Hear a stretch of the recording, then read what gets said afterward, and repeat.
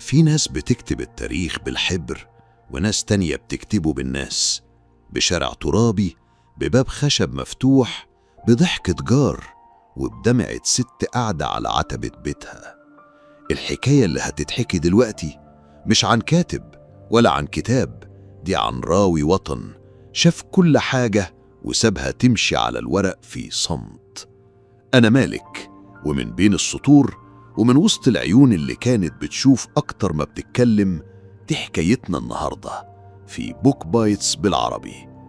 بس النهاردة هكون نجيب محفوظ، وهحكي حكايتي بطريقتي زي ما كنت بشوفها من شباك بيتي في الحسين، سايب الكلام يمشي على مهل زي نسمة بتمشي وسط الحارة. أنا اتولدت سنة 1911 في حي الحسين، واللي عاش في الحسين يعرف يعني إيه العين تشوف أكتر من أي كتاب. كنت طفل صغير ما بشوفش من الدنيا غير حيطان البيت وأصوات الشارع اللي بيدخل مع الهوا من الشباك. أمي كانت بتحكي لي حكايات عن الثورة، عن سعد زغلول، وأنا لسه يدوب بحاول أنطق، والأصوات دي دخلت جوايا. كبرت، دخلت جامعة، درست فلسفة، بس قلبي كان رايح ناحية تانية. كنت بمشي وأدون في دماغي مشاهد، الناس اللي في القهاوي، اللي بيبيع فول، واللي بيشتم عياله، واللي بيسرح بحمار. في الأربعينات بدأت أكتب.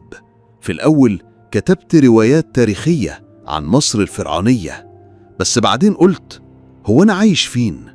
أنا ماشي وسط الناس دي كل يوم، ليه أكتب عن ناس ماتت من آلاف السنين وأنا شايف حكايات أكبر في عيون الست اللي واقفة تبيع ملوخية على الناصية؟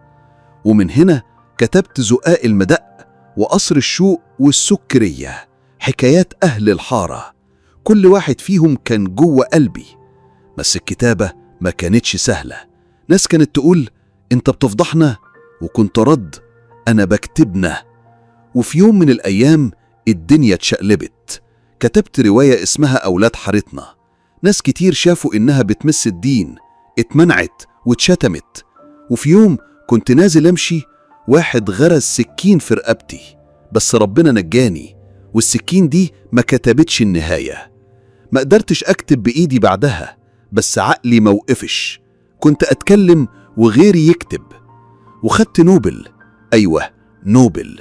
بس والله ما كانت دي الجايزة اللي كنت بحلم بيها. كنت بحلم إني أكتب اللي جوه الناس وخلاص.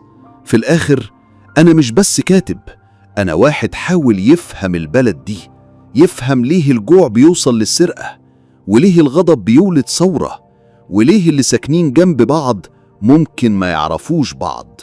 أنا نجيب محفوظ، وسيبوني أقول لكم آخر حاجة.